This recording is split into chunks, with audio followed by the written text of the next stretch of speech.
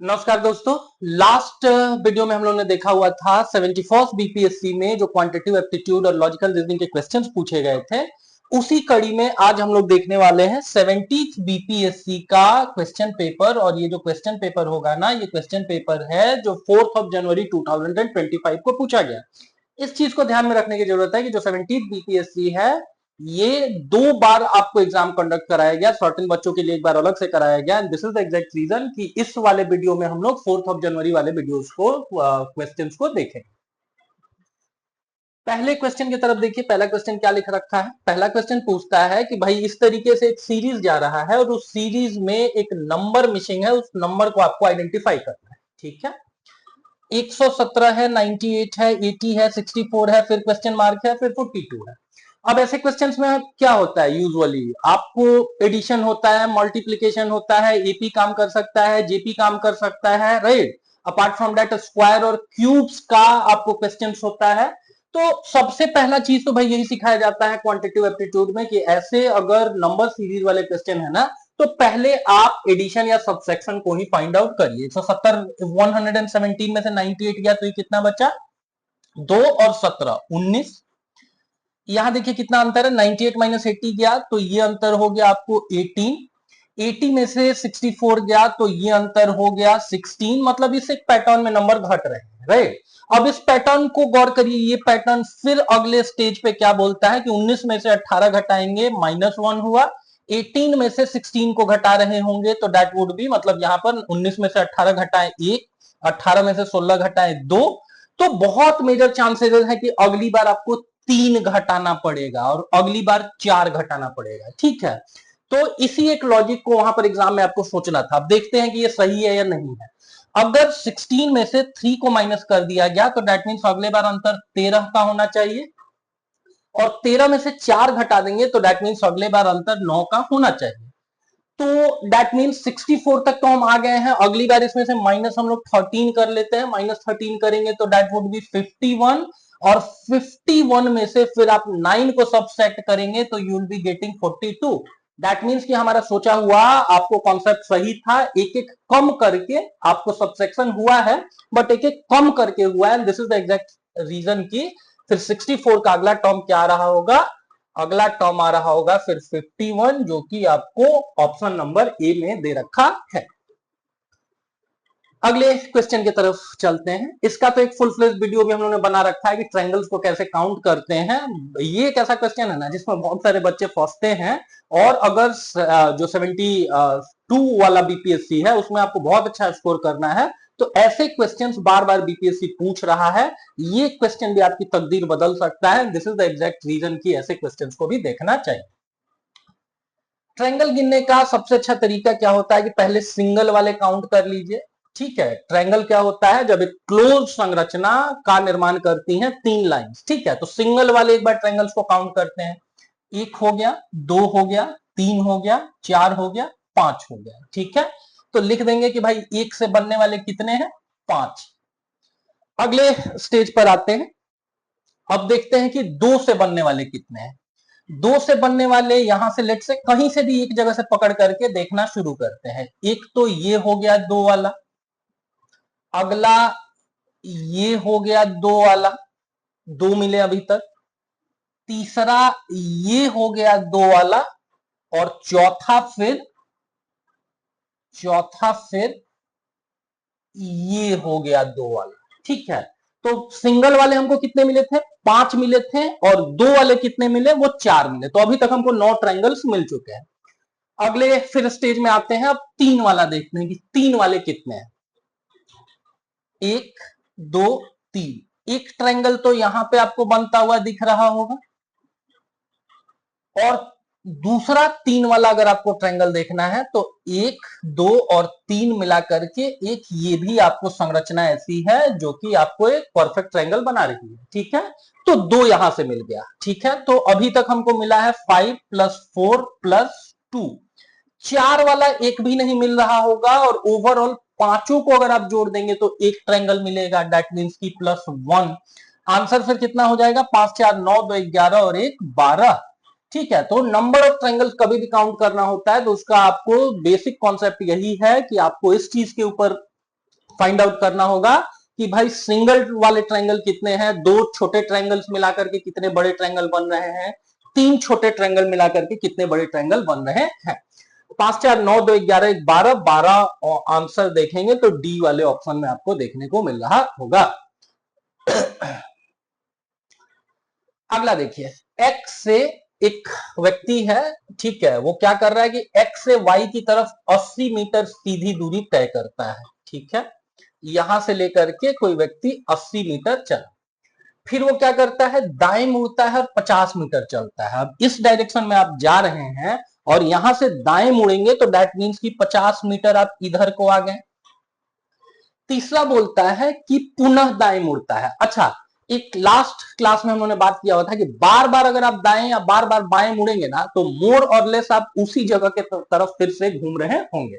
तो फिर से दाएं मुड़ा, दैट मीन्स इधर को आया, इधर को आया मतलब 70 मीटर आ गया, तो फिर 70 मीटर, और फिर अंत में दाएं मुड़ जा रहा है, फिर अंत में दाएं मुड़ जा रहा है, कितना मीटर, तो 50 मीटर, ठीक है, और अंत में पूछ रहा है कि प्रारंभिक बिंदु से कितना दूर था, ठीक है। तो ये डिस्टेंस जो है वो 70 मीटर है, ये दोनों 50 50 है, दैट मीन्स इस वाले 80 को हम बोल सकते हैं 70 + 10, और दैट मीन्स अगर वो आदमी यहां पर आ रखा है ना तो दैट मीन्स इन दोनों पॉइंट के बीच का दूरी पूछा है, और इन दोनों पॉइंट के बीच का दूरी फिर कितना होगा, 10 मीटर। ऑप्शन दे रखा है बी, उसको हम लोगों को ऑप्ट करना चाहिए। अगले क्वेश्चन में आते हैं, 2 और 3 बजे के बीच किस समय एक घड़ी की सुइयां साथ साथ होंगी, ठीक है। ये क्लॉक के ऊपर हमेशा क्वेश्चंस पूछते हैं, आप लोगों को पता ही है कि एक हैंड वाला आपको होता है, एक मिनट वाला होता है। ये जो मिनट वाला है ये पूरे 60 मिनट में क्या करता है, एक सर्कल कंप्लीट करता है, और एक पॉइंट के चारों तरफ कितने डिग्री का एंगल हो सकता है, 360, और ये कवर करता है ये 60 मिनट में, दैट मीन्स हर मिनट में वो 6 डिग्री का एंगल ड्रॉ कर लेता है। कौन वाला, तो मिनट वाला।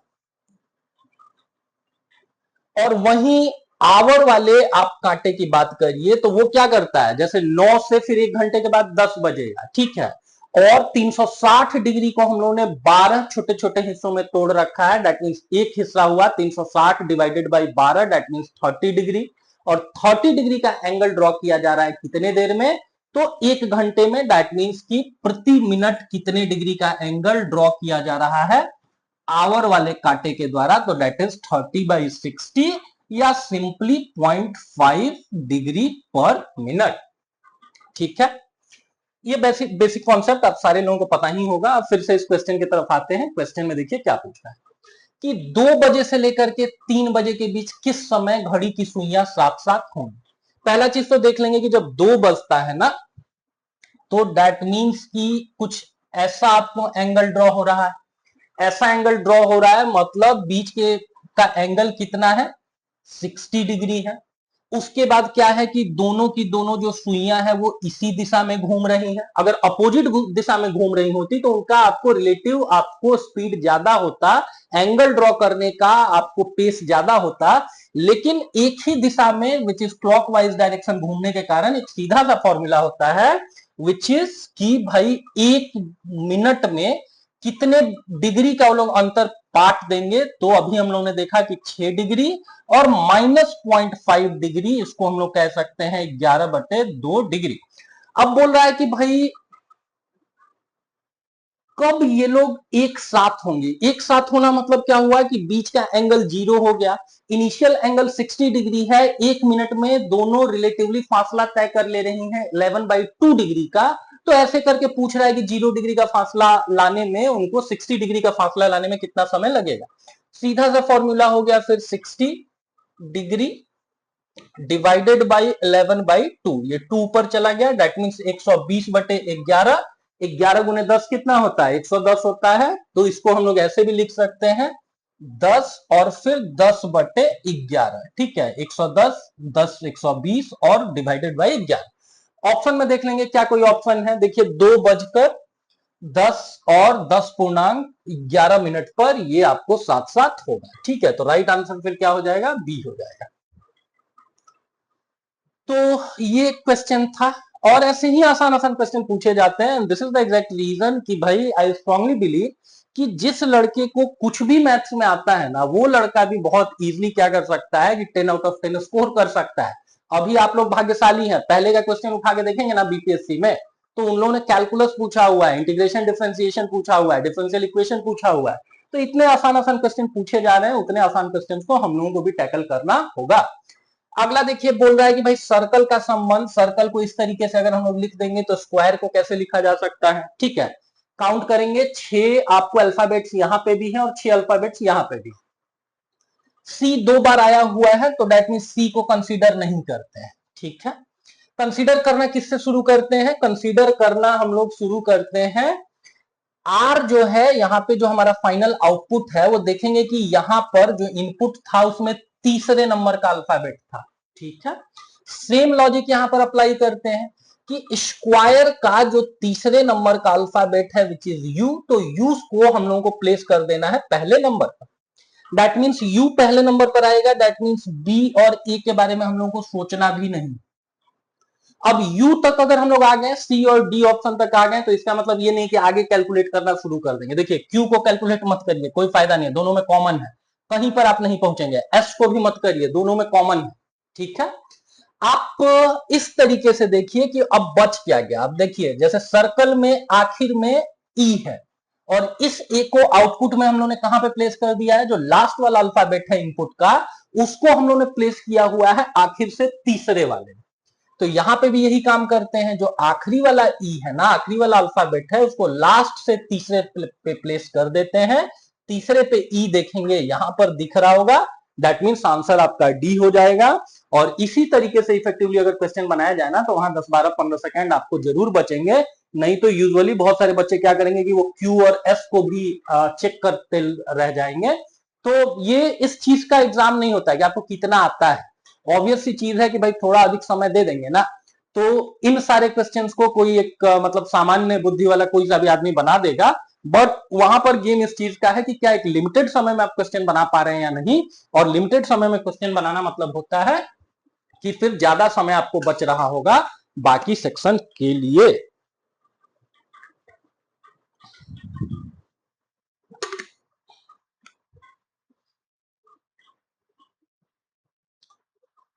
चलिए तो अगले क्वेश्चन की तरफ आते हैं।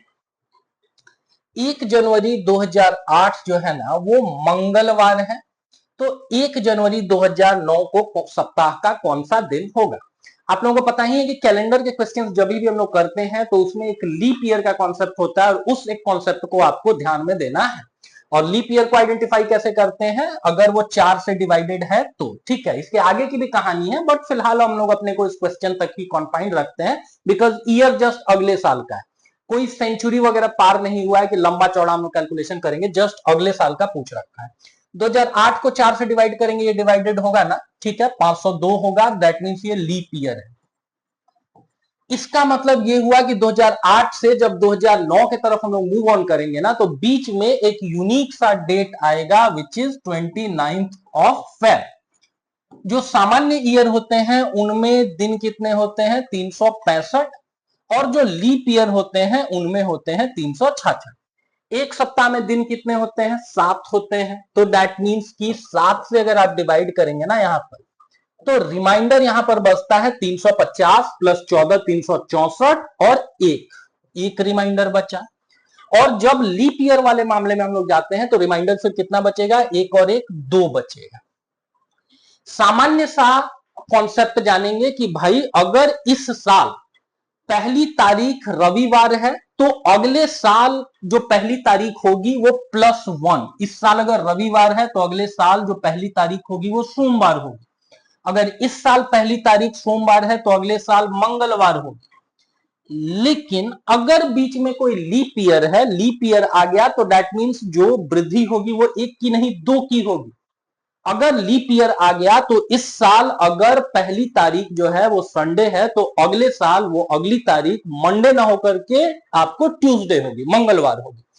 इसी कॉन्सेप्ट को यहां पर अप्लाई करिए। देखिए क्या है, क्योंकि बीच में एक लीप ईयर आया है तो 2 हम लोग डेट को हम लोगों को पार कराना होगा। मंगलवार है तो इस बार 2 काउंट करेंगे बिकॉज बीच में एक लीप ईयर है। मंगल का अगला बुध, बुध का अगला बृहस्पतिवार। ठीक है, बृहस्पतिवार को और किस नाम से हम लोग जानते हैं? भगवान बृहस्पति को गुरुवार के नाम से भी जानते हैं, तो राइट आंसर फिर डी होगा। अगले क्वेश्चन में आते हैं। वेन डायग्राम वगैरह के ऊपर क्वेश्चन पूछे जाते हैं और सबसे आसान वाले क्वेश्चन जो होते हैं ना, मतलब आसान और डिफिकल्ट तो आप ही लोगों के फीडबैक से हमको पता चलता है, तो ये वाले क्वेश्चंस को मैक्सिमम बच्चे बोलते हैं कि भाई ये सबसे आसान वाले क्वेश्चन है, बिना कुछ किए हुए क्वेश्चन बन जाता है। फिर भी अगर आपको थोड़ी समस्या है तो क्वेश्चन को देखते हैं। जो त्रिभुज है वो पुरुषों को दर्शाता है। त्रिभुज मतलब जो ट्रायंगल है ये इंडिकेट कर रहा है पुरुषों। अगला जो आयत है वो व्यवसायियों को दर्शा रहा है। आयत मतलब क्या हो गया? रेक्टेंगल हो गया। और वृत्त जो है वो करोड़पतियों को दर्शा रहा है। तो कौन सा ऐसा अंक होगा जो ऐसे पुरुषों को दर्शाए जो व्यवसायी और करोड़पति दोनों है?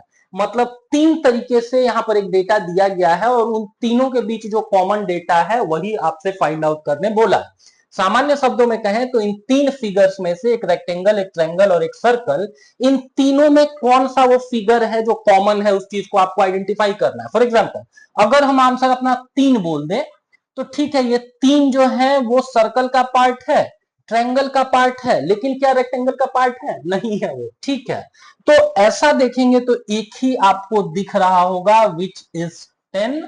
10 आप देखिए इस रेक्टेंगल का भी पार्ट है, इस ट्रायंगल का भी पार्ट है और इस सर्कल का भी पार्ट है। और पूछ ही रहा है कि उस डेटा, उस नंबर को आइडेंटिफाई करना है जो पुरुषों में भी कॉमन हो, व्यवसायियों में भी हो और करोड़पतियों में भी हो। आंसर किसी कहीं पे 10 दे रखा है, देखिए यहां पर ए आंसर 10 दे रखा है। अगले में देखिए क्या लिख रखा है। सी जो है वो बी का भाई है और बी जो है वो ए का पुत्र है। ठीक है, सी और बी आपस में भाई हैं और ये भी हम आप लोगों को बता रखे हैं कि भाई अगर कहीं पे महिला वगैरह का रेफरेंस आए ना तो उनको कुछ अलग तरीके से इंडिकेट कर दीजिए, उनको सर्कल कर दीजिए या उनके ऊपर एक बार मार्क कर दीजिए। सी बी का भाई है, इससे हम लोग को पता नहीं चल रहा है, भाई बहन का भी रिश्ता हो सकता है, भाई भाई का भी रिश्ता हो सकता है।